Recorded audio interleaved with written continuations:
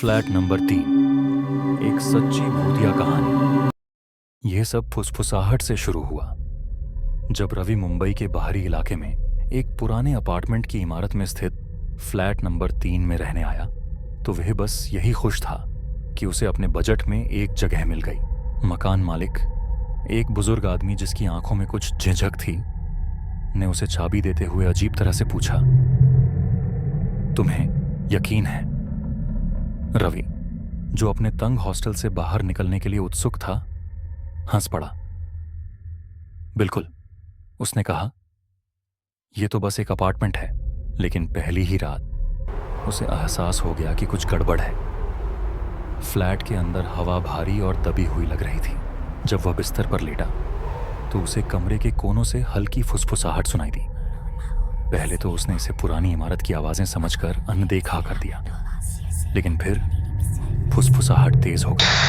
कई आवाजें जल्दी जल्दी कुछ बोल रही थी, इतनी हल्की कि समझ नहीं आ रही, लेकिन इतनी स्पष्ट कि नजरअंदाज नहीं की जा सकती थी। जैसे ही उसने लाइट ऑन की, आवाजें बंद हो गईं। अंधेरा लौटते ही वे फिर शुरू हो जाती। इसे अपनी कल्पना समझकर रवि ने अपनी दिनचर्या जारी रखी, लेकिन परेशानियां बढ़ती गईं। आधी रात को बाथरूम की टोंटी अपने आप खुल जाती, उसकी चीजें अपने आप जगह बदल लेती। एक सीलन भरी बदबूदार गंध जैसे बासी पानी की पूरे अपार्टमेंट में फैली रहती, चाहे वह कितना भी खिड़कियां खोलकर हवा लेने दे।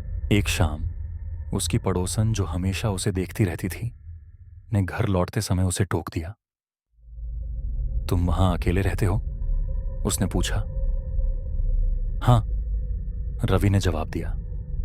वह सिर हिलाते हुए बोली, ज्यादा दिन नहीं रहोगे। उस रात फुसफुसाहट चीखों में बदल गई।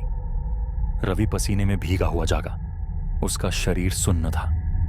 बिस्तर के किनारे एक छायामय आकृति खड़ी थी, बिना किसी स्पष्ट चेहरे के। फिर भी वह रवि को घूर रही थी। उसके गले से आवाज नहीं निकली और तभी एक ठंडी अदृश्य शक्ति ने उसके सीने पर दबाव डाला, जैसे कोई उसे जकड़कर नीचे दबा रहा हो। पूरे कमरे में भय की एक तीव्र लहर दौड़ गई।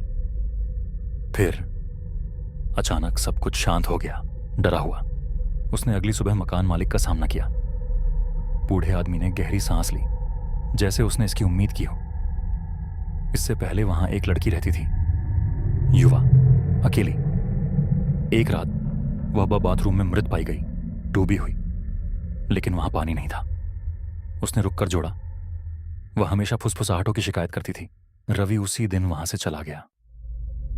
कुछ महीनों बाद उसे पता चला कि फ्लैट नंबर 3 खाली ही रहा। कोई किराएदार कुछ हफ्तों से ज्यादा वहां नहीं टिक पाया। मकान मालिक ने हताश होकर शुद्धिकरण अनुष्ठान भी करवाया, लेकिन फुसफुसाहटें कभी नहीं रुकी। कुछ जगहें रहने के लिए नहीं बनी होती और कुछ आत्माएं जाने के लिए तैयार नहीं होती।